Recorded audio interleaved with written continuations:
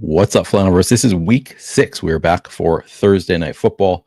We've got the Eagles at the Giants. Saquon returning to New York for the second time since being traded to the Eagles. Should be a fun one. We're going to break it down as usual, position by position, starting with quarterbacks, then running backs, receivers, tight ends, defenses, and kickers.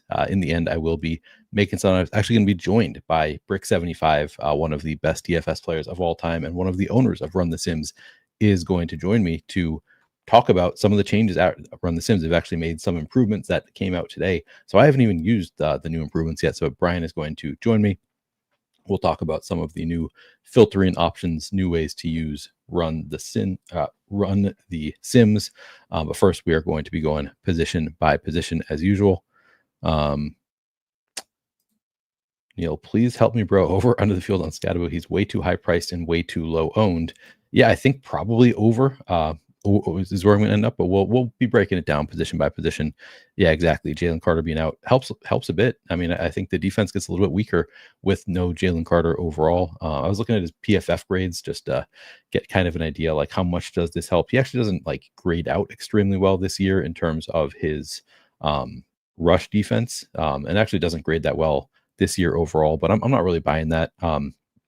He grades out best as a pass rusher, but I think he's probably more talented than they are giving him credit for. Let me see where. 51.8 grade in terms of rush defense. Not great so far this year, but I think it's, you go from a starter and a great defensive player to a backup. It's obviously going to help the Giants overall. What's going on, Kieran? Good to see you. No, Marset is not up. They did. Lil Jordan Humphrey was brought up from the practice squad. Xavier. What's his name? Smith Marset was not brought up from the practice squad. So you can play Lil Jordan Humphrey. Do not play Smith Marset. He is not going to be active tonight. Let's start with the quarterbacks. We've got Jalen Hurts projected for, he's 11,000 projected for 46% flex ownership, 33% captain ownership. That is a lot of ownership going to Jalen Hurts. I think he's obviously a strong play. We only have 5 or so pay up options that look really good tonight. Jalen Hurts is obviously one of them. He has 4 rushing touchdowns in 5 games. He's the quarterback. If they start throwing more, you can't really game script Jalen Hurts out. He's going to be throwing more if they need to throw more. He's going to be running more if they get up. So I think Jalen Hurts looks great. I will say a concern for me with Jalen Hurts is I do actually think, and I missed that this morning, that Saquon is back in New York, which a lot of narratives, maybe are overstated. I think this one might be overstated, the Saquon back to New York narrative, but he's only played 1 game back in New York, and he crushed in that game. Wouldn't surprise me if they gave him extra opportunities when he's back in New York, so that could maybe take away a little bit of touchdown equity for Jalen Hurts. If you think, hey, we could tush push it, or we could just as easily run it in with Saquon Barkley in his return to New York, I think it, maybe increases the odds slightly that they would just give it to Saquon Barkley, like give the first attempt to Saquon Barkley before saying, you know what, we can always just do the tush push if we need to. So I do think like it affects things a little bit for me. To dock Hurts just slightly for the narrative for Barkley, but not enough that I'm not going to play a lot of Jalen Hurts. I think he looks great. He's projected for 79% ownership. I suspect I'll come in lighter than this on Hurts. Maybe give slightly more of the rushing market share to Saquon Barkley. Also makes me want. I mean, Saquon Barkley has been limited this week with a knee injury. Who knows how much that is going to affect him? So it's a lot of moving parts here, but ultimately I think Jalen Hurts looks pretty good. He's expensive, one of the better options on the slate. I suspect I come in a little bit underweight on Hurts just because there are other pay ups that I like slightly better. But again, I don't think you need to be stacking him. You can. I think I like the idea of stacking some Jalen Hurts with multiple pass catchers in the flex if I have him at the captain spot. But I don't think you need to. Again, he has four rushing touchdowns in 5 games. He's rushing for 36 yards per game this year, averaged over 40 rushing yards per game last year. Obviously, one of the better rushing quarterbacks in the NFL, which means you don't need to be stacking him necessarily. So yeah, you can play a lot of different ways with Jalen Hurts, regardless of where he is in your lineup.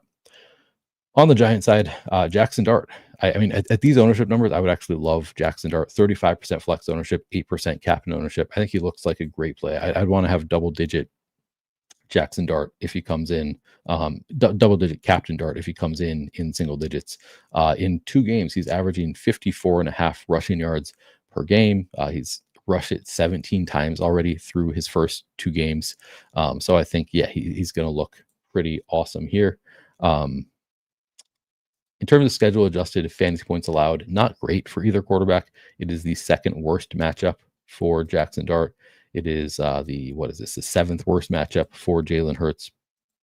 It's a single game. Yeah, it's a negative for sure. I don't love it. I would prefer it. I'd lean in on Jackson Dart if this were a better game script. But I also think you can only play 2 quarterbacks. And I think Jackson Dart, given that he's rushed for 54.5 yards per game already, he's willing to rush. It concerns me a little bit that he's also left both games, or maybe didn't leave the second game, but he's come out of both games with an injury, which does concern me that at some point, maybe they say, hey, we don't want to run it, 8.5 times per game is what he's doing so far. Maybe we just cut back on that. So that will concern me at some point. But so far, I'm gonna assume that he's gonna continue. This is a game they really want to win against the Eagles. I think he's gonna do whatever he needs to do to try to win this game. So I think Jackson Dart honestly looks pretty good at his price tag and this ownership number. The floor is pretty low. This is a rookie quarterback in his 3rd game, playing against a really good defense, even with Jalen Carter out. He does benefit from Jalen Carter being out. Again, Jalen Carter, his best asset is as a pass rusher. So I think this helps Jackson Dart for sure. Yeah, I think he looks great. I think I want to be certainly overweight at 8% captain. He's one of the 5 players on the slate that I want to make sure I get to double-digit captain ownership. I think I want to have in my portfolio of lineups. I'm playing over 200 lineups across all contests tonight. I want to make sure I have double digits of Jalen Hurts, Saquon Barkley, AJ Brown, Devonta Smith, and Jackson Dart, and maybe Cam Scadaboo. He's the one I haven't decided yet if I'm going to force my way onto 10% captain Scadaboo. Because he's a little bit expensive, and we've got Tyron Tracy returning, but I think I might do it anyway. I think he might be the 6th there. But yeah, Jackson Dart looks great. I want to have more than the 8% captain. 35% flex seems about right to me for Jackson Dart. There are other players that I think I'll prioritize a little bit more, so I don't necessarily need to get above weight overall, but I think above weight at captain for Dart. Let's move on to running backs. I'll check in on chat. Yes, Lil Jordan Humphrey is active. Emir Smith-Marset is not active for anybody who missed the beginning of the show. So do not play Emir Smith-Marset. I think you can play Lil Jordan Humphrey. Doesn't project extremely well, but it helps that Emir Smith-Marset is not active, because now with Lil Jordan Humphrey active, now we have 4 or 5 active receivers. I think 5 for the Giants. So having kind of a limited number there is pretty nice. And Lil Jordan Humphrey is just 200. So we'll get there when we get to wide receivers. Let's talk about running backs first. And again, we will start with Saquon Barkley returning to New York. Let's pull up. Let me just look at his game log from last year. Only played in New York once last year in that game against the Giants. Now this is, we're looking at historical numbers here. This is obviously not something that's super relevant, but 17 carries for 176 yards in his first game against the Giants. Scored a touchdown. Didn't actually put up that many. Didn't put up like a 40 burger, but overall PPR fantasy points 33. No, that's the wrong game. 26.7 against the Giants. I think it's likely that they give him a little bit more work here if he is healthy, but we actually don't know that he is healthy. He's coming in with he's been limited by a knee injury. So ultimately, I mean, these numbers, 39% and 24%, I think I actually come in underweight on these numbers. I think I probably have Saquon in about half of my lineups.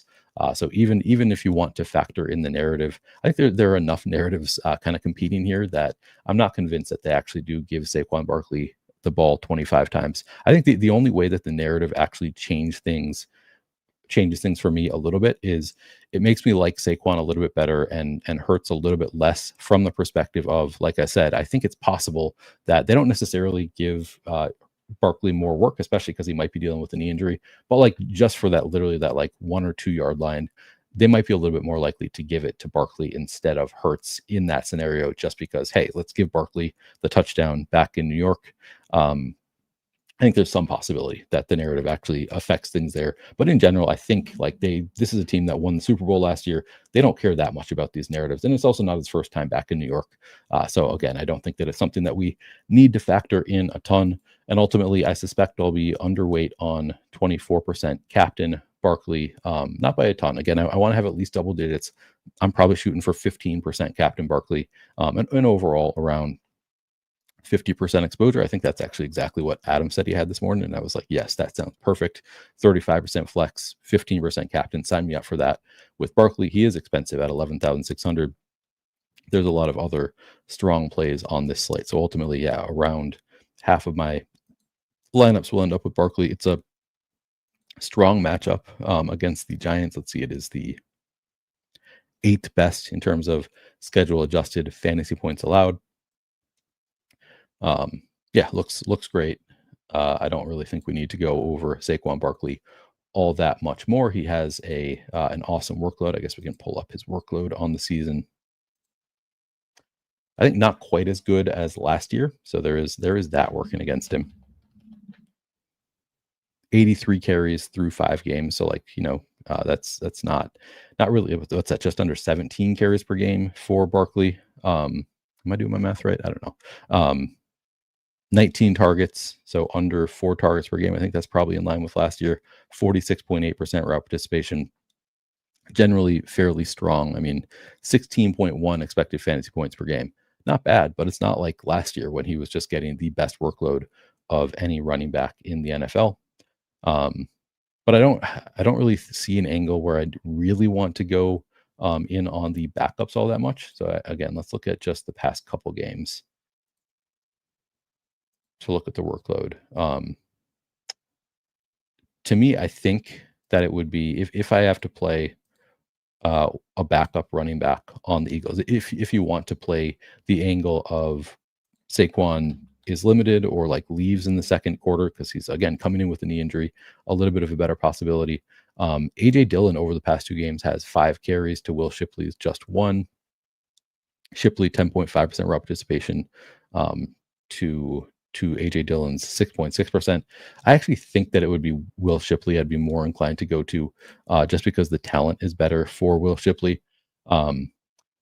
It's possible that AJ Dillon, they use him at the goal line. I just think that if something were to happen to Saquon, I think Shipley has the better ability to put up one single play that could pay off this price tag. So even though he's more expensive than AJ Dillon and has had worse opportunity over the past 2 games, I think at this price tag, like it's not 200 where you just need 7 fantasy points, and like AJ Dillon maybe slightly more likely to get 7 fantasy points than Will Shipley. I think Will Shipley is more likely to get to 15, which is probably what you need at these price tags, or at least like 12, something like that. I think so. I actually prefer Will Shipley over AJ Dillon if you're going to play a backup running back on the Eagles, just because I think he has the better opportunity to just do it with a single play, like with their minimal standalone value. I think Will Shipley is more likely to pay it off. And I also think if we actually had Saquon out, I don't think they'd be rushing AJ Dillon more than Will Shipley. I think it'd be probably a split or in favor of Will Shipley, I think. And Will Shipley is just more talented,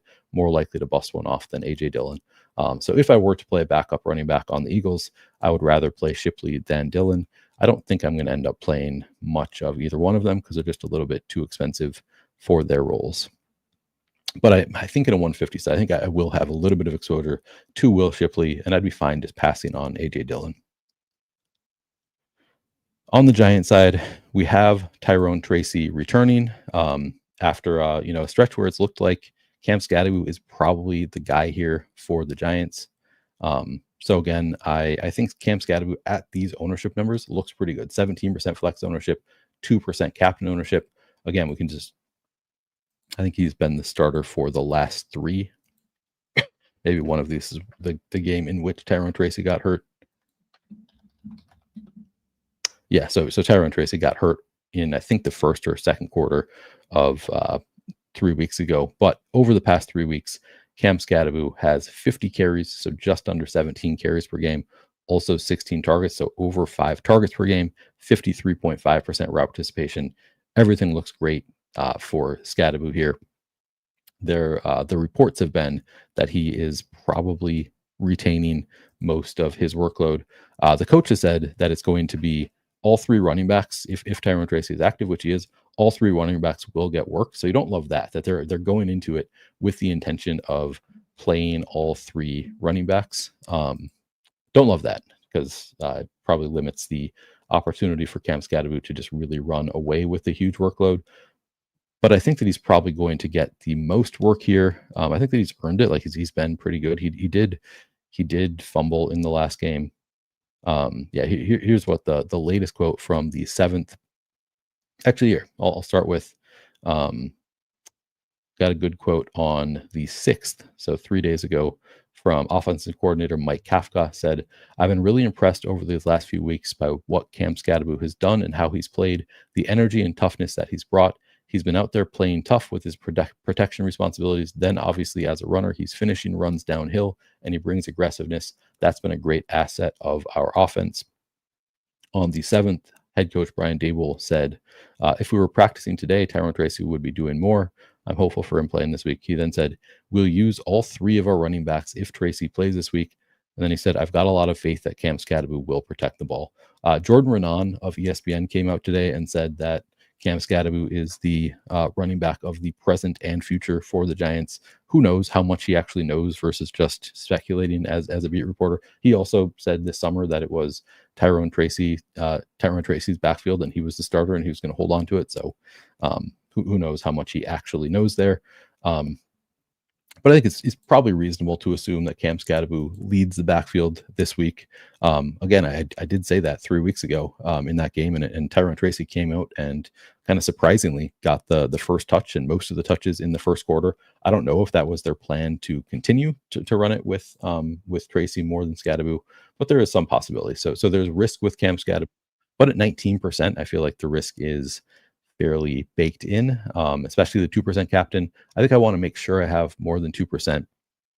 Maybe I get to 10%, maybe I don't get there. But overall, I don't actually think that I'll have much more than the 20% he's being projected for. I maybe want 25% Cam Scadaboo overall, something like that. I think there's a lot of risk here. There are other players I like. But I think at captain, I want to be overweight here and probably be right with the field in the flex. So yeah, 25-30% Cam Scadaboo seems okay to me. Tyrone Tracy, I mean, he's been out for 3 weeks. I think it's pretty reasonable to assume that he's not going to come back and like just take the job and be the bell cow right away. Again, he's been limited in practice this week. So not a good sign that he's going to come in and have a huge workload right away. I think this $7,000 price tag is a bit too much. I suspect I'll be underweight on 17% Tyrone Tracy. But he's involved in the passing game. He's involved in the running game. You get a little bit of a price discount, and he did look like he was, kind of favored in that game 3 weeks ago, the one in which he got hurt. So he looks okay, but probably somebody that I wouldn't play if I were playing just like 10 lineups. I would probably get a share or two of Tyrone Tracy if we're playing 20, and ultimately in a 150 set or more. I think I want to be underweight to the field there. 17% is fine. Like it's not a terrible number there, but it's not somebody that I want to be overweight on. And then Devin Singletary at 2,000. Again, we can look at the bell cow report for the entire year. So we split it out. This is just the past 3 weeks. So this is with Tyrone Tracy out. We got 17 carries for Devin Singletary, 2 targets. So that would be like best case scenario. He's getting under 6 carries per game. Like this is without Tracy, and under a target per game over those 3 weeks. So not a great workload for Devin Singletary. I guess capable of scoring a touchdown and potentially paying off that salary. I want to see if he's gotten any carries inside the 5 this year. Is there any real reason to be enthusiastic? Because I was getting to some. I ran a sim already to see what I would get, and I was getting to more Devin Singletary than I thought I should. Yeah, 0% inside the 5. I think he's one that I probably cut out primarily, or maybe not entirely out, but mostly out of my lineups. He's projected for 0% ownership, so I suppose that's why I'm getting some. If a player is going to be 0% owned, they're going to look pretty good. But at these low numbers, that's where small differences can make a big change in how they look. RG has them at 2.5% ownership. Yeah, 2.5% ownership is actually a major difference from 0% ownership. yeah, I don't know. It's not somebody I'm super excited about playing, but I would guess that he's actually under 2.5% owned because who wants to play Devin Singletary? I don't think anybody really wants to play Devin Singletary. So I would guess that, Run the Sims probably has it pretty close to correct here. But not a priority for me. Maybe somebody to mix into a 150 set. All right, let's move on to wide receivers. I'll check in on. I got no Thirsty Thursday beer today. Just a water today. What's up, Charles? Good to see all of you here. What do you guys know about Jude McAtamney? Because I do not know anything about him. But he is the kicker for the Eagles today. We'll get there. Or for the Giants today. Yeah, he is Jude McAtamney. Well, I can't pronounce this name. I usually am pretty good at pronouncing names, I think. I need to hear somebody else say it, and then I'll probably get it, I think. Should I start Theo over Andrews and Taysom? I don't know. Somebody in chat answer that. I would guess, yeah, probably over. Maybe not Taysom. Maybe I have to start Taysom there. Taysom didn't play a ton in the last game, but no, it's probably Theo. He's had a pretty good Mikatami. Okay, we'll go with that. All right, let's talk wide receivers. All right. On the Eagle side, we've got AJ Brown, Devonta Smith, Jahan Dotson, John Mechie. Xavier Gibson is actually inactive for this one. We'll start with Brown and Smith. Brown is 9,800 projected for 25% flex ownership, 12% captain ownership. Devonta Smith 9,600, 17% flex, 4% captain. I think both look pretty awesome in their own way, and I'll show you some of the different ways we can split this out.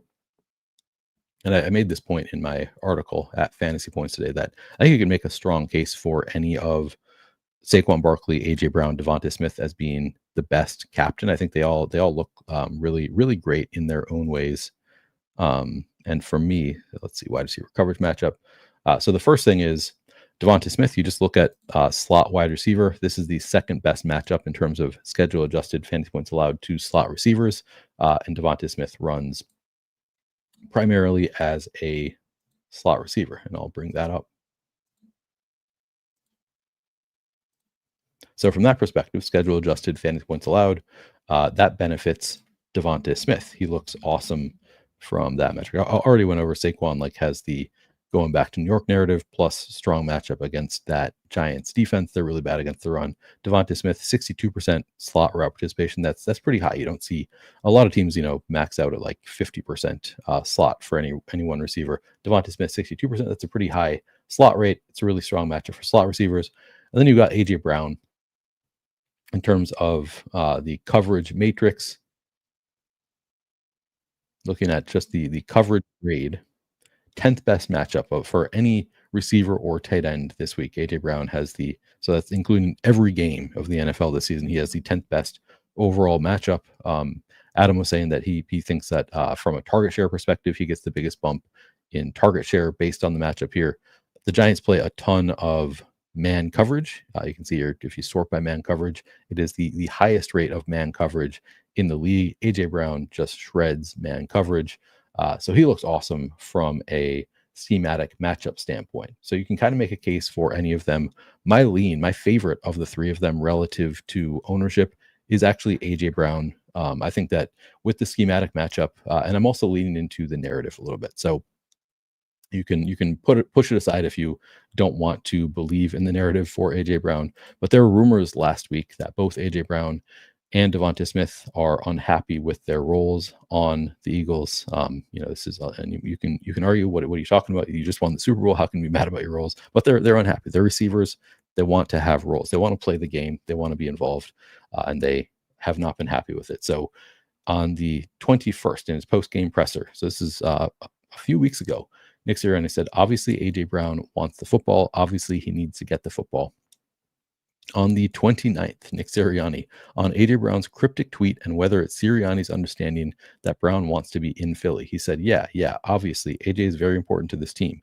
I know he wants to contribute and do everything he's capable of doing. He's had a couple games where he hasn't been able to contribute for different reasons. I question nothing about his desire to play great football, his desire to be a good teammate, his desire to be here. On the 30th, offensive coordinator Kevin Patullo said sometimes the ball finds A.J. Brown and sometimes it doesn't. Going into every game, you plan on making sure he's the primary and moving around and doing stuff for him. And if it doesn't go his way, that usually means that we're on rhythm or something good is happening. And Jalen Hurts is reading it out and is going to other guys. And that can happen. So I think when you go into it, you just want to make sure he's the guy and we're going through him. And if it happens, it happens. You just don't really want to force it. So those are the recent quotes on AJ Brown. To me, with this being an elite schematic matchup for AJ Brown, it would make a ton of sense for them to force the ball to AJ Brown here, particularly after last week he was shadowed by Patrick Surtain. So we had all these rumors that he's unhappy with his role, that both he and Devontae Smith were. And then in that game, they forced it to Devontae Smith. He was targeted 11 times in that game when AJ Brown was shadow covered by Patrick Surtain. So it kind of makes sense. Like they were looking to get their receivers the ball. AJ Brown also saw 8 targets in that game, but it was Devontae Smith who really benefited, had the big game.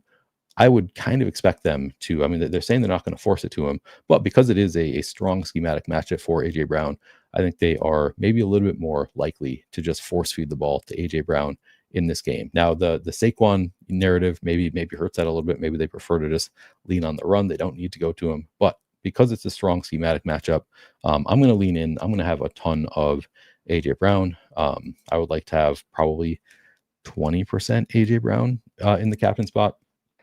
And I think I want to be significantly over the field overall, where the field is at 37% total projected ownership here. I think I want to have AJ Brown in 55% of my lineups overall. And just kind of take a big stand there. I do like Devontae Smith quite a bit as well. 21% overall projected ownership here, with only 4% of it captain. Again, I want to have double-digit Devontae Smith at captain, and maybe like 20% flex. So a little bit over at flex and a little bit over at captain. It is a strong matchup for slot receivers. So I like both of these elite receivers on the Eagles quite a bit. Then you've got Jahan Dotson. Man, he has not been great.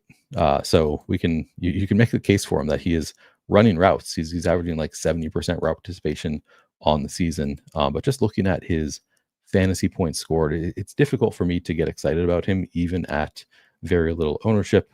Let's go position all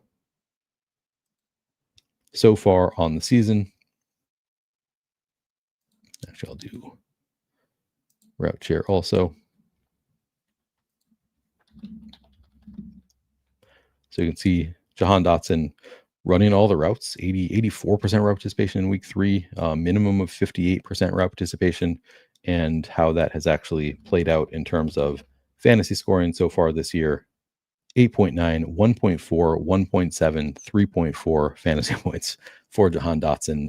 This continuing a trend from last year where he again ran all the routes. He was the wide receiver 3 and then ultimately didn't get to double digit fantasy points in PPR until the final week of the season, week 18. So 1.6, 2.8, 3. Just didn't score any fantasy points all year until 16.4 in week 18 when the team rested all of their starters. So I'm not super enthusiastic that we're going to ever see Jahan Dotson play much of a role here. With that said, he's 3,400 projected for 3% ownership. One broken play he can get there. So I think having a little bit of exposure to Jahan Dotson makes some sense in a 150 set. I probably don't get there in 10 lineups. I don't think I get there in 20 lineups. I think it'd be reasonable to get to one Jahan Dotson in 20 lineups because he is capable of a big play that just like breaks it. But we haven't seen it yet on the Eagles. Like clearly not somebody that Jalen Hurts is looking for. Again, one broken play, he can pay it off at 3,400, but certainly not a priority by any means, especially with some cheap options on the other side that look pretty good. John Mechie at 800. Let me look at his route share. Yeah, he's peaked at 12% route participation. I'm not super enthused about it. We do have Grant Calcaterra out for this game. He is inactive, so it's possible we see some of these, tertiary receivers benefit from a little bit more. But yeah, I think John Mechie is kind of the classic. You need a touchdown, and he's probably not going to have an opportunity. Maybe he gets one opportunity in the end zone, and it would be enough. But at 800, maybe in a 150 set, probably not in your first 20 lineups. Again, Gibson is inactive. On the Giant side, this is where it gets interesting because we already had Malik Neighbors out for the past couple weeks. Now we've got Darius Slayton out as well. So we've got a lot of opportunity, a lot of space to fill in this wide receiver core. Wan'Dale Robinson, actually, let's pull up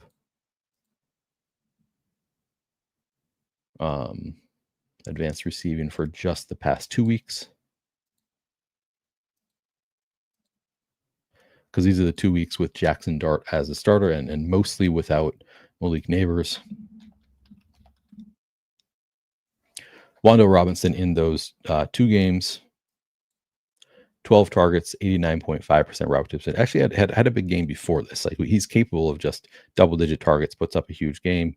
But over the past 2 weeks with Jackson Dart, his 8 out is just 1.2. So they're getting him the ball in short areas, like getting close to the line of scrimmage and then making him do yards after the catch stuff. It has not been great fantasy wise for Wan'Dale Robinson over the past couple games, but you can kind of expect that he will at some point. He could just see double-digit targets here. Like that is the plus to Wan'Dale Robinson, is he has the upside for double-digit targets. We've seen it many times throughout his career that he can just be a target hog, and he's 7,200. So he's a little bit of a price saving from all of the Eagles, from Scadaboo, from Jackson Dart. 7,200 looks okay from that perspective. Ultimately, he's 45% flex, 9% captain ownership. That's a little bit rich to me. I think I come in underweight on Wan'Dale Robinson. This is a pretty stars and scrubs slate, and he looks okay, but I think he's a little bit over-owned for a guy that is just, the price pretty high against a tough defense. If he has, 8 catches and scores a touchdown, you'll probably want him in your lineup. That's certainly a possibility, but 54% of the field projected to play him. I think I come in a little bit underweight, both in the flex and the captain spot for Wan'Dale. It is also the worst in terms of schedule adjusted fantasy points allowed to slot receivers, like with a bullet. Like, this is by far the worst matchup for slot receivers so far on the season. And Wan'Dale runs primarily from the slot. So just does not, 70.6% over the past 2 weeks without Malik Neighbors, 70.6% from the slot. So really tough spot for slot receivers. He's getting a lot of ownership. He can get there just with the PPR points. Maybe he scores a touchdown, but yeah, that's a lot to ask of Wan'Dale. I think it's actually a pretty big fade at 54%. Maybe I want him in a quarter of my lineups. I don't want a full fade, like, because I know he has the ability to see double-digit targets, and he is a price saving from the elite guys. But man, that's a big ask for Wan'Dale Robinson. Then you got Jalen Hyatt, Bo Collins, and then again it's Lil Jordan Humphrey was called up, and Gunnar Olszewski at 1,000, primarily a special teamer. We actually got some quotes, I think, on Jalen Hyatt in the Coach Speak Index. So let me read off those if I can find them real quick.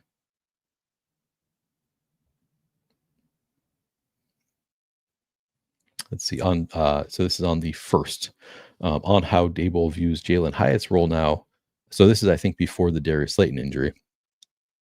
He was already asked about Jalen Hyatt, how big of an opportunity it is for Hyatt with Malik Neighbors out. He said, "We'll see what it ends up being. He's worked hard since he's been here, and these first few weeks of the season, he's doing everything he can to be as ready as he can be."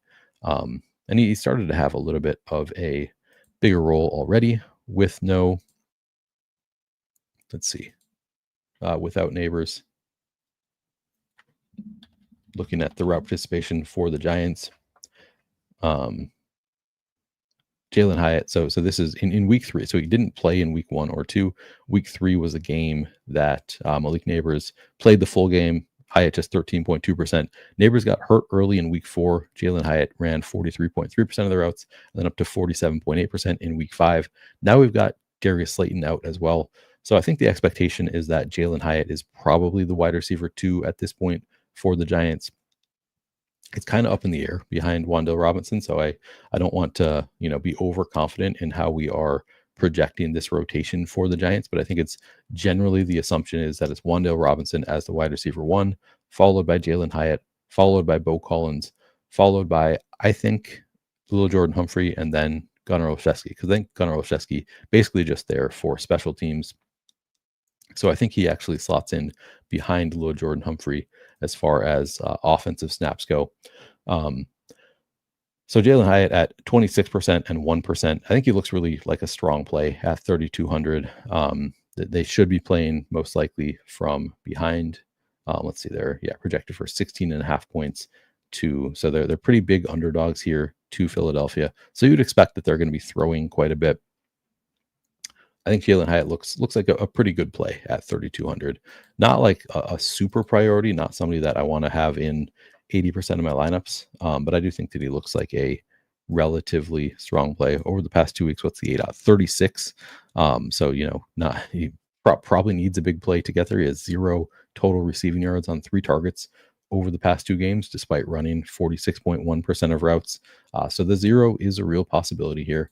But at 3,200, yeah, I think I'm debating now. I'm like, man, we've seen the zeros. There's no reason the zeros can't continue. Like they don't like use in short yardage stuff all that much, and the ownership is pretty high. So I think he looks like a fine. I think the ownership looks about right at 27%. That's probably about where I want to be. Then you've got Bo Collins. I think is the third receiver there. He's 3,000 projected for 22% and 1% at captain. Again, looking at the past 2 games, 33% route participation, also 3 targets, but an 8 out of 4.3. So he's I think more likely to get to 7 fantasy points, Bo Collins, than Jalen Hyatt, and less likely to get to 12. I think is probably how they break down there. And less likely certainly to get to like 15, because Jalen Hyatt is more likely to do it in just one play than Bo Collins. But I think, in a trailing game script, maybe Bo Collins, if they do just start throwing it short over and over, maybe Bo Collins a little bit more likely to benefit. Actually, he'll run fewer routes. I think. I don't know for sure. He was at 37% route participation in that last game to Hyatt's 48%. So actually not trailing him by that much. Maybe it flips this week. I think that, but he's also getting lower ownership at a lower salary. I think a little bit more likely to get to 7 fantasy points, maybe 9 fantasy points. So I think he looks relatively strong. I actually think overall I probably end up with about the same amount of ownership, not that far off from the field. Maybe split the difference there. Lil Jordan Humphrey I actually like quite a bit here. Lil Jordan Humphrey, probably 0 is the number that he scores the most frequently here. He is, joining from the practice squad. Most likely he's the wide receiver 4 here. So there is a real possibility of 0 from Lil Jordan Humphrey, but at 200, not getting a ton of ownership. And I think the wide receiver 4, like he will, I would expect that he does play enough. And at 200, you don't need that much to pay off this salary. He's a guy that has, been a pretty decent NFL player, to be honest. He's had some big games in the past. So I actually think Lil Jordan Humphrey, a really strong play if he comes in at single digit ownership. Run the Sims has him at 8%. Rotogrinders has him at 14%. I don't mind 14%. I still think that's a number that I probably would want to be overweight on, because again, he's 200. He's the best $200 option, I think, on this slate. The most likely to pay it off and be in the winning lineup. So I like Lil Jordan Humphrey enough that I'll probably have 20 to 25%. Just accepting that there is a reasonable chance that he's a 0, but he doesn't need much to pay off his salary. He scores a touchdown. You probably want him, because I think this is a very stars and scrubs slate. We have some really nice pay up options on this slate. We don't have that many great values. We've got a kind of a lot of unknowns in the value options, and he seems to be going a little bit overlooked. So I think Lil Jordan Humphrey looks like a really strong min-priced option, my favorite of the min-priced options, and one of my favorite values on the slate, with, again, a real shot at 0 fantasy points. I'd put the odds of 0 fantasy points for Lil Jordan Humphrey at like 25-30%. So you just kind of have to accept that risk with him. Gunnar Olszewski, I mean, you can, I think Chokolum asked in my Discord, yeah, what I think of the double dip Olszewski with the defense. I think that's fine. If you want to play Olszewski with the defense, it's also possible that he actually plays more offensive snaps. He has not been doing that so far, so I don't think that that is especially likely, which is part of the reason that I like Lil Jordan Humphrey here, is because Gunnar Olszewski, so far 2.6% route participation in week 3 is his highest, and he's played every single game. So I don't think that they want to use him on offense. So I think he slots behind Lil Jordan Humphrey. I don't think I get there a ton. He's also a little bit more expensive. Not a guarantee that even if he scores a kick return or punt return touchdown, that I mean, that's 6 fantasy points for Gunnar Olszewski at 1,000. Not a guarantee that that pays off his salary anyway. So I think he's, fine, but not somebody I'm prioritizing by any means. All right, tight ends. Check in on chat, see if you guys have any questions.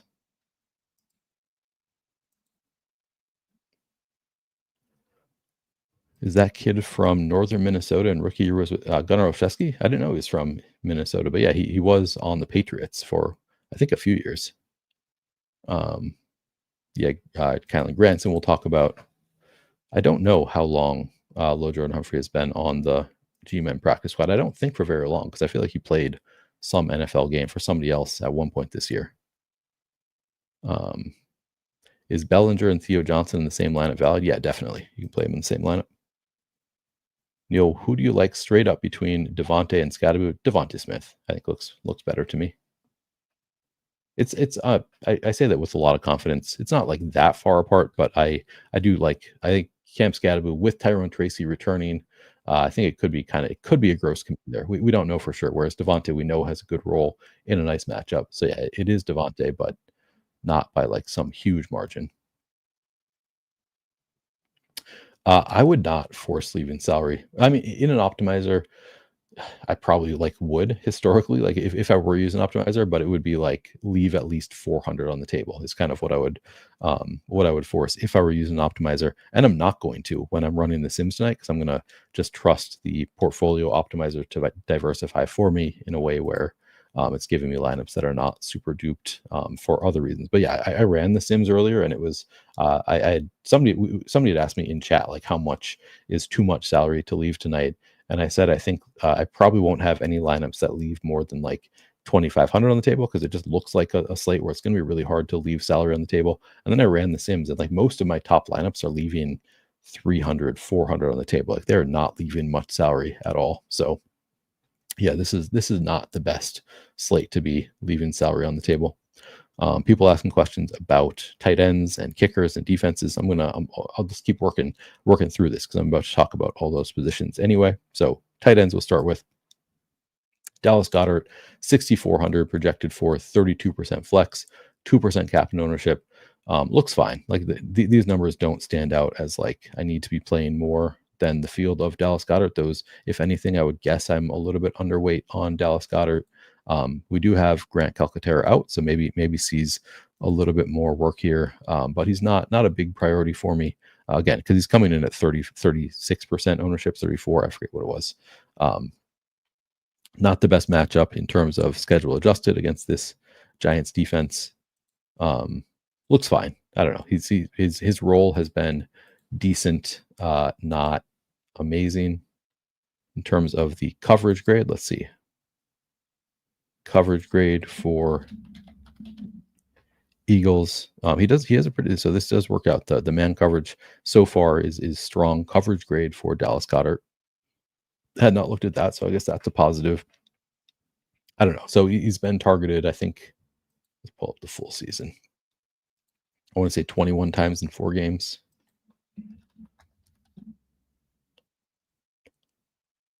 Let's see. Yeah, 21 times in 4 games, 79.5% route participation. Feels a little bit thin to me. Like 6,400 is a price tag where you probably need a touchdown or 100-yard bonus. And he's, again, being targeted 5 times per game. I wouldn't expect it to go up here. I think it's more likely to go up for the receivers for Saquon Barkley. Like I think other players, like you can tell yourself a story of why A.J. Brown's going to get more touches here, why Saquon, why Devontae Smith. I can't really tell myself a great story for Dallas Goedert getting more work. So, and even if he does get, 7 targets at 6,400, probably doesn't pay it off unless he scores a touchdown, and he's getting 34% ownership. I think it's fine, but if I ended up with 25% total Dallas Goedert, I'd be okay with that. So he's looks like an okay play, not a huge priority for me. Again, we have Calcaterra out, so Kylan Granson is going to look a little bit better with no Calcaterra. He's only 200, projected for 8% ownership. We look at the route participation on the season.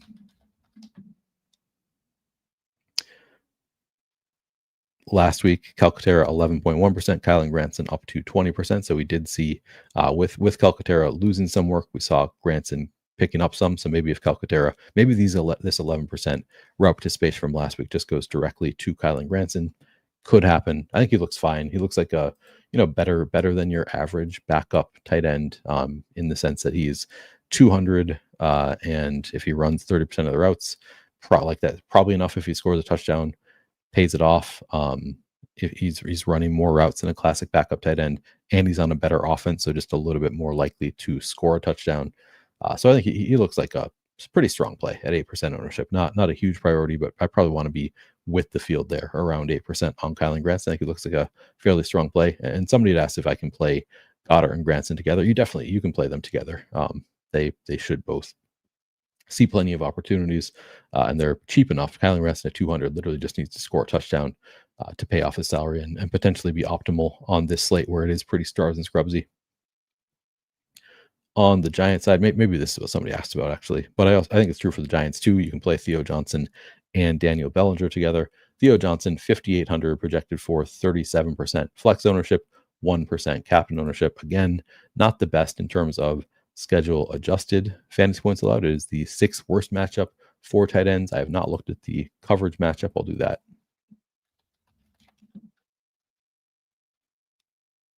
Neutral, 0% coverage grade, 0.0. So looks fine for Theo Johnson from that perspective. But the best thing you can say for Theo Johnson is seems to have a strong connection with Jackson Dart. If we just look at the past 2 weeks for Theo Johnson with Jackson Dart at quarterback,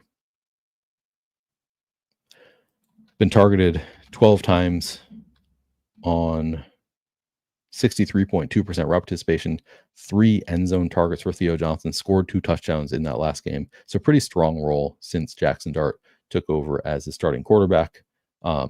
He's a little bit expensive here. Looks okay. Again, he is getting some ownership, so not like some uber priority for me. But I probably want to have him in a quarter of my lineups or so. I probably end up a little bit underweight on Theo Johnson again because I think this just sets up as a really nice stars and scrubs slate. So it gets squeezed a little bit, but yeah, I probably want him in about a quarter of my lineups. Daniel Bellinger, 2,800, projected for 11% flex ownership. Again, we can look at his route participation up to 30.4% in that last game. I think he could benefit from Darius Slayton missing this game too. So, you kind of want to, a lot of people want to just give the Darius Slayton work directly to another wide receiver, but it could just be that they run more 12 personnel, more 2 tight end sets here. So I think Bellinger could benefit, could run 40% of the routes, see a little bit more work going forward. So far in the 2 games with Jackson Dart, Bellinger 5 targets on 26.3. So if we give him a little bit of a boost, maybe he sees 4 targets in this game on 40% route participation. I don't know. I think that's a plausible workload for Daniel Bellinger here. Maybe he doesn't see any work and it's still just 2 or 3 targets per game. But, at 2,800, doesn't take much to pay it off. Could pay it off without a touchdown. If he has 3 catches for 40 yards, throwing a touchdown, he's looking golden. So I think Bellinger, a fine play, not a huge priority. 11% seems about right. Chris Manhertz, I haven't given much thought to Manhertz or Fedone. What have they been doing? Yeah, 0% last week, 0% the past 2 weeks for Chris Manhertz. No Fedone, so I don't think we need to consider them. Kickers and defenses. Yeah, please do like the video. Thanks to the reminder, Dan. If you have not already done so, please do like the video. And of course, subscribe to the YouTube channel, trying to get to 6,000 subscribers by the end of the NFL season. Could use any support you can give me. All right, defenses and kickers. Eagles getting a fair amount of ownership here. Jake Elliott, 35%, 1% in captain. Eagles defense, 33%, 1% at captain, both fairly expensive. Neither of them are like such priorities that I anticipate being overweight here, but I don't have any huge issue with those numbers. I think look like strong plays here. The Eagles defense going up against a rookie quarterback and rookie starting running back, both of whom I believe had turnovers last week. Really strong defense. They are missing Jalen Carter. That doesn't help. But I think, I would guess I come in at maybe slightly below the field here at over 30% on each. I think I'll prioritize others enough that it's not going to be a big thing for me, because again, I think this is a pretty nice stars and scrub slate, so probably they get squeezed a little bit, but I'd probably want to have at least 20% of both Jake Elliott and the Eagles defense. On the Giant side, you have I already forgot how to pronounce it, Jude Makatami at 4,600, 33% flex, 1% captain. Giants defense, 3,600, 11% flex, 0% in the captain spot. I think I'm probably going to want more than 11% of the Giants defense. They're cheap enough that with the chaos of the NFL, I think it's a fine play there. Not a huge priority. I think 11% is a reasonable number there. I guess I'll probably let the Sims largely give me what they give me, but I'll make sure I have some of both of Jude and the Giants defense. Neither a huge priority. Jude, though, projected for 33% ownership at 4,600. That's pretty interesting that he's getting that much. I suspect I'll want to be a little bit under the field there. Smith Marset is not active. Do not play Emir Smith Marset. Want to repeat that again, because people have asked about him several times throughout this show. He was not called up from the practice squad. Lil Jordan Humphrey was called up from the practice squad instead. So do not play Emir Smith Marset. All right. Brian's going to be joining me momentarily. Brick75, again, one of the owners of Run the Sims, one of the best DFS players of all time, has won a ton of money at this. So looking forward to talking about some of the changes at Run the Sims with Brian. But while we're waiting for him, I'm going to refresh things. I'll take any questions that you guys have. Let me just make sure that this is all refreshed. I'm going to start running a sim before Brian gets here.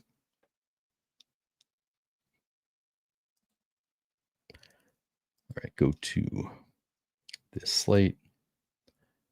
I'm going to reset everything. All right, now I'm just going to change the settings to put it at 20,000 lineups, 15,000 size of contest field. So that's the largest, because I played the largest field contest. Number of sims, 10,000. Top heavy payout structure. Shady portfolio diversifier. I think I'm playing 221 maybe. Yep, 221 lineups.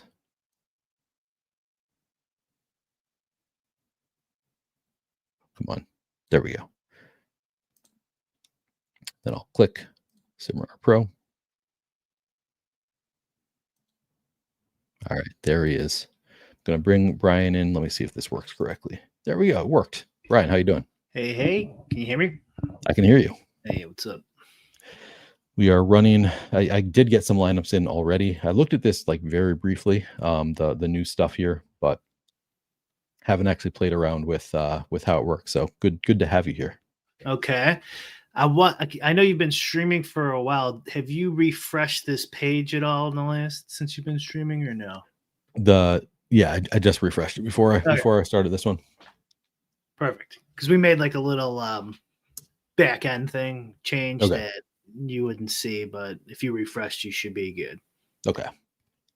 Yep, I refreshed and I clicked the reset button just in case. All right. Pack Daddy says Saquon 3 touchdowns, 190 yards, or 60 no touchdowns, either or. Yeah, I mean, Brian, did you know Saquon Barkley played for the Giants, now going back to New York? I did know that. Yes, I did. You got to remember, I've been playing Madden too, so that's true. I might know more ball than you might think. That's a good point. Yeah, you probably know all the players secretly. I know a decent amount. Yeah. Nice. I'm leaning into, so I mean, we'll see what the Sims give me. I'm leaning into the AJ Brown narrative, the squeaky wheel. After he was squeaky wheel 2 games ago, and then he was shadow covered by Patrick Surtain, so didn't get the opportunity in the last game. So my guess is that they're going to force feed him the ball. But then you also have Saquon, that narrative. So I don't know, could be totally wrong there. I was getting a lot of hurts. Is this DraftKings? I'm assuming we're gonna. This is DraftKings. Yep. Kit Cloud Kicker asked, "Does Brick know who New York Giants kicker tonight? Who it is tonight? Who's the Giants? Yeah. Oh, that one you would. Wait. I mean, it was Graham Gano. It used to, right? It's not Graham Gano. Okay. Then I don't know who it is. I want to pull up the name and just have you pronounce it, because okay. I'd never heard of this guy before tonight. I'm not going to be called racist, am I? What is? No, it's a white guy. I'm pretty sure. Young Wei Koo. No, it's not Young Wei Koo. All right, calculating payouts. We're getting there. Not gonna work here anymore. All right, we're diversifying payouts. So my understanding is it's possible that this might be the only time I run the Sims, but I don't fully know how it works if I don't run the Sims again. So I'll try to pick your brain on how, if I want to make different changes, how I can do that. I just did a video on the Run the Sims channel too, if people want to go and watch that. Not the live, Run the Sims regular, not live. Although you did do it live. I saw it. I watched it for like a minute, but I had to start my stream. It's just because that was the easiest way to upload it, but I actually recorded it right before then. So like the way it's picking lineups to be in your field is, and you've talked about this, Neil, is it's doing it through like the play-by-play and getting all the correlations and stuff, and then meeting all the constraints of your DFS site, DraftKings or FanDuel, salary, etc. And if a lineup can't win in that scenario, it's never going to populate. So for example, like if a team of all players with zero projection, right? Like they might be available to pick on your team. And this has happened. Remember, you did like 4 or 5 years ago, won one of these with a zero burger. Is that right? Of course he did. Yeah. So like, cause there's some crazy slates over the years where like putting a 0 guy in at 200 salary was worth it because you can fit 4 other guys and no one had the 200 guy. But anyways, if the lineup never can win, it just will not populate. So like when you request 50,000 lineups on Showdown, we probably should lower that honestly to 25,000, but there might be some slates where it matters because it'll just start repeating the same lineups because they have just so much more chance to win. And after 50,000 iterations, some lineups they're just never going to get picked. So you usually have between like 12 and 15,000 lineups on any given Showdown slate. Yeah. So like tonight there's a lot. So it's going to take a little longer. For some reason, there's just a lot of combinations tonight that actually have a small chance to win. Okay. And even on a lot, it's probably going to be like 16,000. I don't know how many you build. Might be like 12 or 13 or 14,000. But anyways, the reason we bring that up is with this new change here on Run the Sims. Now that you've made these lineups, you don't need to rerun those again. Right. Because that's basically all the lineups that have a shot in hell of winning.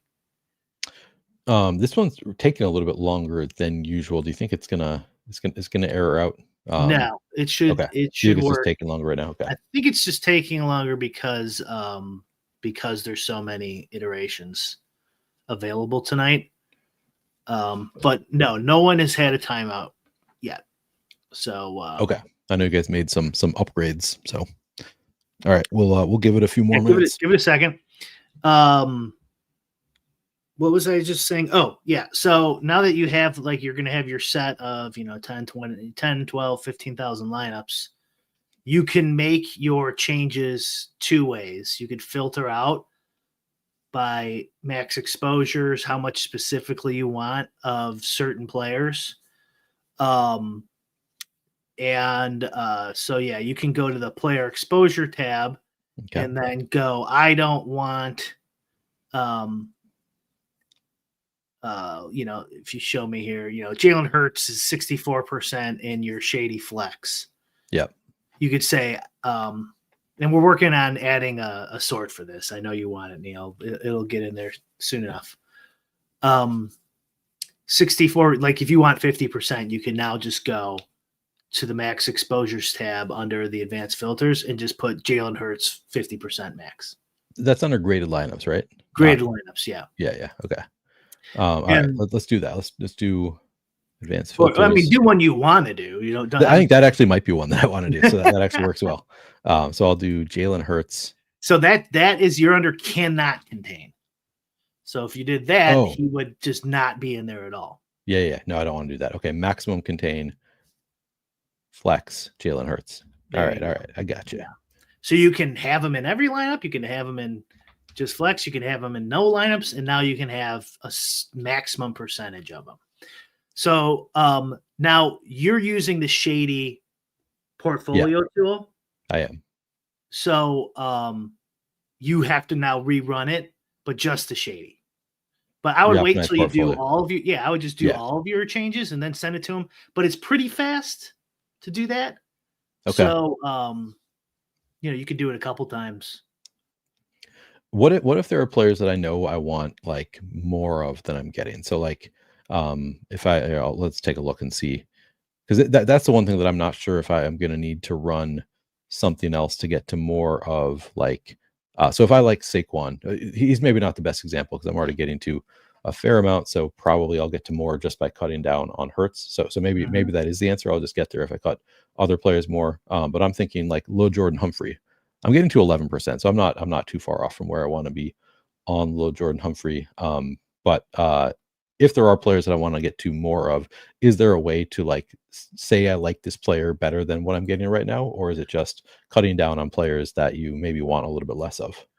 There's no minimum filter, and I was thinking about doing it. Maybe we still do it, Neil. But the problem is because it's kind of confusing. Where let's say there was only one Jordan Humphrey lineup it made, right? Because even though you like him, the play-by-play and the numbers just aren't going to spit him out enough. And then the users go, I want 25% little Jordan Humphrey, and it's not giving it to me. It's like, because he's just not in there, and it's a big pain in the butt. So we didn't put a minimum. That one you would have to do what you were doing before. Go to rerun it. Yeah. Change them, but don't rerun the whole thing. In that case, you would just make your changes and if you scroll up slightly, you could see the rerun contest button is right next to the optimize. So that will keep the lineups you've built and save that piece. So it won't build 50,000 lineups anymore. It'll just rerun the ones you have, but with the new play-by-play sims that are getting generated from your changes on little Jordan Humphreys and whoever else you did. Gotcha. So, and if you change ownership too, it'll also change the contest ownership, like the field. Cool. And rerun that. But there is no specific way to just get him. We did add to, if you look right there, min salary and max salary.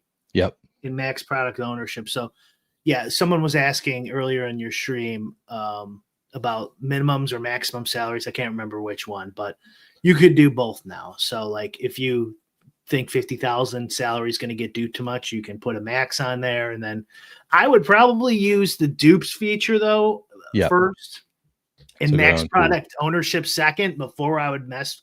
Yeah. So there I would go. I would scroll down and then look at what the dupes are telling me over here. And so it's like, they're not very high here. Yeah.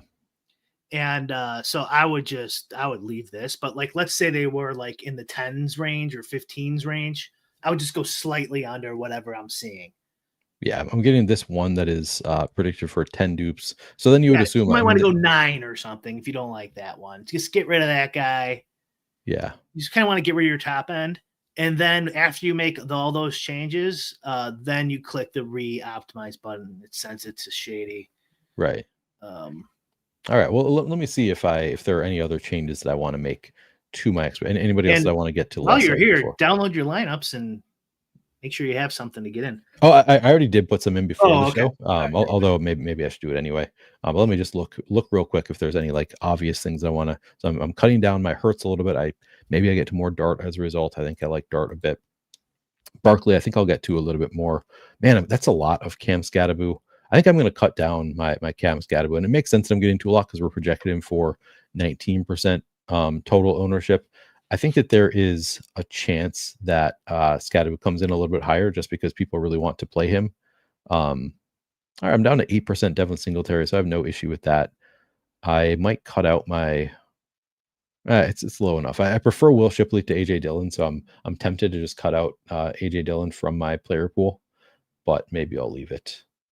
It's low enough. So I think I want to cut down on Cam Scatterbu a little bit here.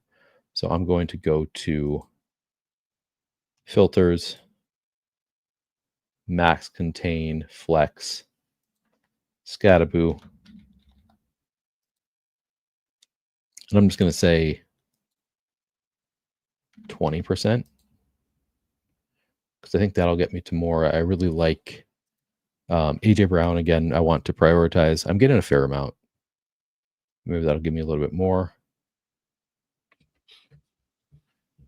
Wouldn't mind getting to more Devontae Smith. That's a lot of the Giants defense. I think that's one that I definitely want to cut back on. It makes sense that I'm getting to a lot because you're projecting for little ownership. They look good, but that's did you turn the Ricky D button on? Yeah, apparently I clicked the Ricky D button here.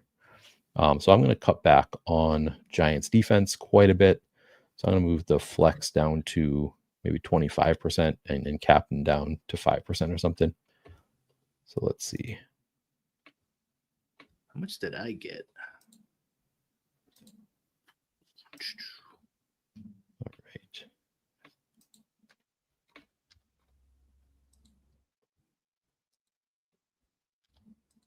Well, not as much as you, but. Oh, really? Okay. Oh wait, this is FanDuel. All right. Oh, I do want to make sure I get these in, so I'm not going to spend too much more time. I'm just going to see if there's any others that I'm like, I know I want to get more or less. I hope that that's going to give me, if I do that, I'll get to a little bit more of Bo Collins. I'm already getting to a fair amount of Lil Jordan Humphrey. Oh, I am getting to, 18% of Devin Singletary. I misread that. I want to cut back on that also. So I think by doing so, I'll get to a little bit more of others. Right. I'm not entirely sure, but just looking at this to your filtered exposures column will probably give you a little guess at where Shady's going to distribute it to. Oh yeah, that's a good point. It's not going to, because he's going to do some magic on the back. But if you go to like QB, like just for, or do what you want, you got to get your lineups. Okay. Yeah. So like you could see now it's got Dart and the filtered exposures like less. It looks like the captain will go up on these guys with your thing. Maybe we'll see what Shady says, but you're probably right. You're probably right about that. Maybe I should now. I'll just run it. So I'm going to go back to graded lineups and re-optimize portfolio. Yeah. Okay. Yeah. And so now you did this the right way with if you have the Shady one, which not everyone has, you have 10,000 lineups selected. When you re-optimize, just make sure it's over 1,000 because you want to send as many lineups as you can to Shady so he can pick and choose the best ones for you. Right. So if you put like 20 in there, like you were just going to do a 20 max, and then you make a last second change, make sure, and you want to send it back to Shady, make sure you go back there and pop that over 1,000 again, whatever. Yeah. Like at least 2,000 just to be safe. And it will send a bunch of lineups to him and then regrade them and send them back to you. But if you only send 20, it's only going to send 20 back. Yeah, that's smart. So if I had like downloaded my lineup, so I set it to something different here, you want to pop. Yeah, because you're going to send that to your two. What do you have tonight? 200 or whatever, 200, whatever. Yeah, 221. Okay, there you go. You're done. So let's see. So, oh wait, this. I thought I told it to. Maybe I didn't. Do 221. Do I need to like click a save button or something? No, that should work. It was working on Okay. mine. Do put in 221 lineups and see. All right. I just looking at my player exposures, it was still showing the same numbers. Yeah, so there was a visual bug that we fixed, and it was this specific thing. So it might not refresh for you, but if you download the CSV, it should be whatever your exposures are there. Okay. Oh, and it might be there might be a thing with shade, the process of doing with Shady too. That's kind of more art than science, because you're sending a pool of lineups to him. He doesn't know what percentages you want of things. Right. So you're like filtering the lineups down and then resending them to him. That's different than saying, here's a group of lineups, give me 50% of Hertz. Because, for example, like, let's say you send him 1,000 lineups, 500 of them, 50% have Hertz. Well, it might think that a lot of those are still good and give you more than the 50%. Okay.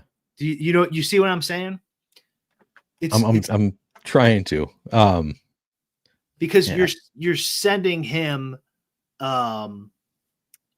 you're sending him a bunch of lineups to pick from.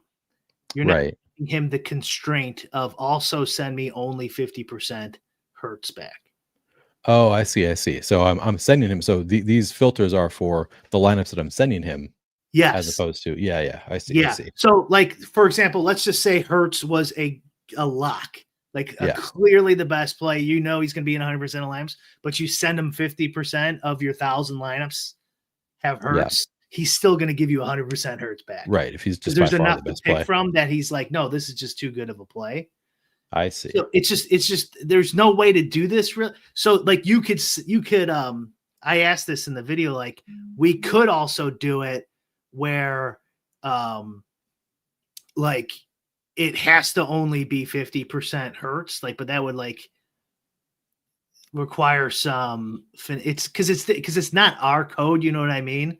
Right. So like we're sending to him and then he's grading it and then sending it back. So yeah, like that 64% makes sense because you could see the 50% in the filtered, but 64% for him.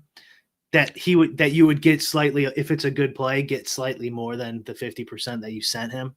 Yeah. I might be mistaken. And if you download and count the iterations of how many times. Let me see how many times I'm getting to the Giants defense, because this has them in 64% of my lineups. So let me actually I'm going to just. Yeah, but you can see in the filtered, it's only 5%. So filtered. Yeah, the second. So you think that this is my current exposure? Like, in my. Mm-hmm. I do. Oh, okay. Because you're only showing 221 lineups, right? In the graded lineups page. Yeah. Yeah, that should. Right.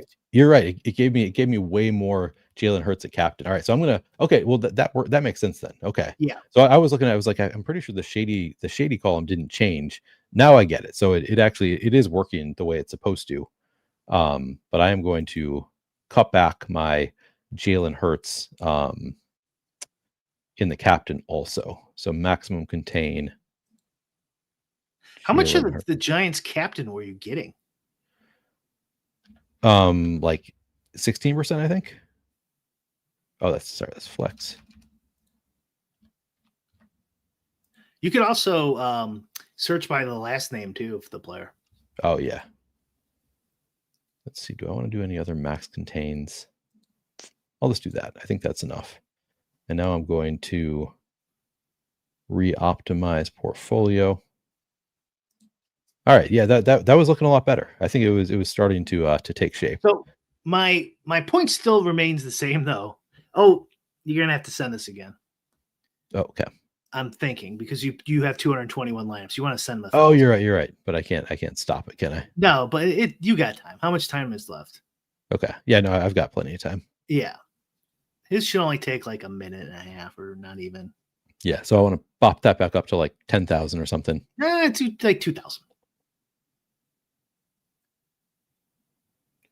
All right. But I mean, if I only do 2,000, isn't going to be pretty like, it's not going to choose from enough lineups to give. It already is capped out at 1,000. Oh, okay. It's 1,000 of your best lineups. You want to do 2,000 here because you're using filters and stuff, and just to be safe that it's actually sending. Okay. 1,000. Gotcha. Okay, good. Oh, I see. Anyways, so just the lineups that it sends to him are just your top. Okay. Yeah. There's no reason to send, your bottom X percent of lineups. Yep. And then we're also working in time constraints here and stuff like how many can you realistically send? Maybe we up that as we kind of get this faster and faster. Yep. If his thing can handle it. Yep. All right. Let's see. But as I was saying though, it still does. It's still you might have to play around with the exposures a little bit when you're sending it back and forth to him. Yeah. Because of that, because you're sending him more than, or because he doesn't have a exposure. He doesn't know exactly what your exposure that you want. Right. Interesting. Yeah. But it does. So in the shady filter, I mean, so the filtered lineups will be the 221 that I download. So that's when I get these back and I look at my player exposures. If I look in the filtered lineups, do you think it'll be the top 221 will be in line with those numbers from the filtered lineups, or will it be? I think you didn't. I don't think you refreshed in time or whatever, and it'll be what the filtered lineups are. And but going forward, they should be the same. Okay. Shady and the filtered should look identical. Okay. But I think you still have the bug because you didn't refresh. But I don't want you to refresh because it's almost done. Too close to lock. I see. Yeah. Gotcha. And just test it. Just I'm just gonna search. Export it and then count the iterations of some player who's only got like 5 or something. Yep. Let's see.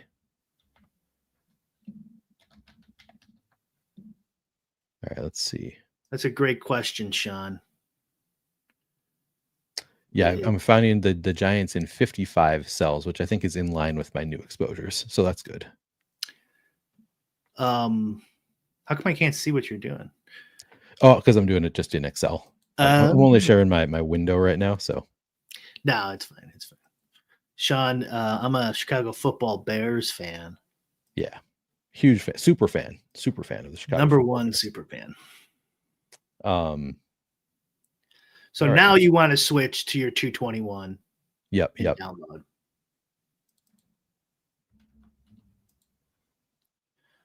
Yeah, I suppose we could make that if you even put 221, it'll still send 1,000 lineups to him.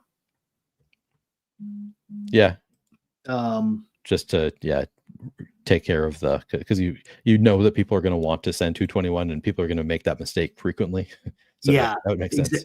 Exactly. But for the people who want that level of control, though, it kind of screws them. Like if they're playing like a 3 max and they only want to pick from these 200 lineups.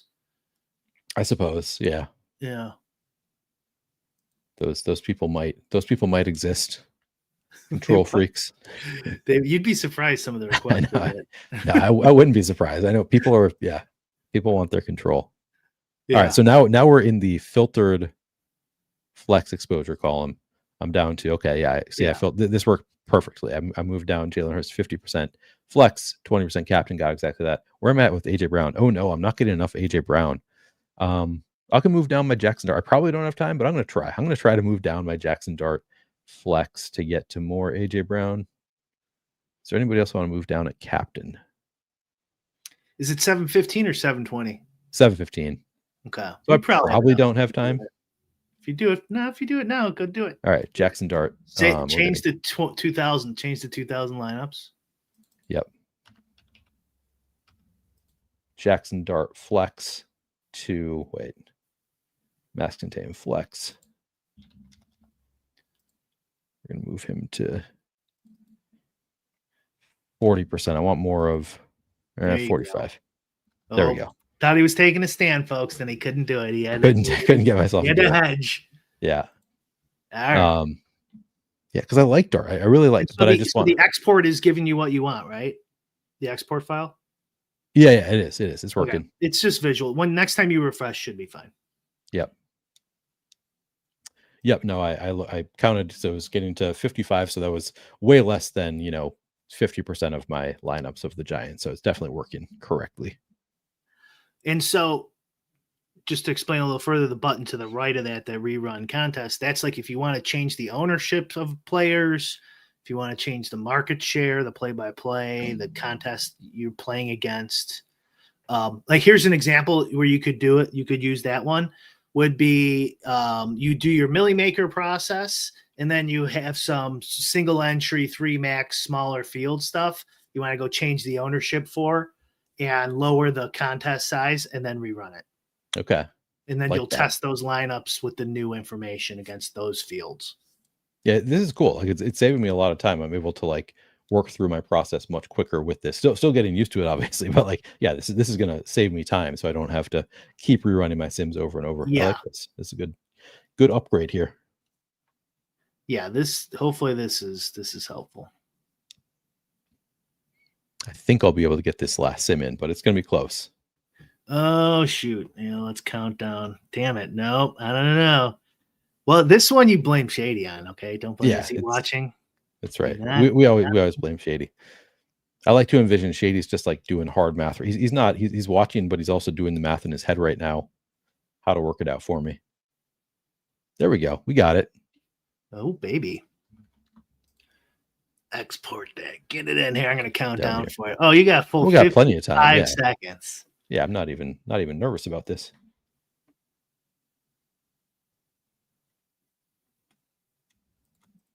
It's Leif Erickson Day. Why didn't you tell me, Pete? Or Neil?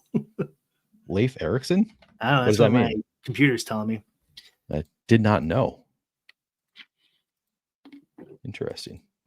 There we go. We got him in. Wow. Plenty of time. Did I get to more AJ Brown is the question, or did it just give all of that off to the wide receiver button? Let's see. Yeah. Got a little bit more. Very, very slightly more. So still below 50% AJ Brown. I wonder who it gave more of that captain. Oh, it gave more captain exposure to Jackson Dart. That makes sense. I cut off my Jackson Dart flex, so it gave him more captain. So I needed to limit Dart a little bit more. Captain also. I like Dart, so I'm not like super like this isn't far off from where I want to be, but that would be if I wanted to actually get to where I like wanted to be with more AJ Brown. That's what I would have needed to do. Devonta Smith, I'm only at 24% total. Could have used a little bit more there, but in general, like we got closer to where I wanted to be. I think once I know what I'm doing, got up to 22% low Jordan. That looks good. Once I know what I'm doing, I'm gonna master this thing. Yeah.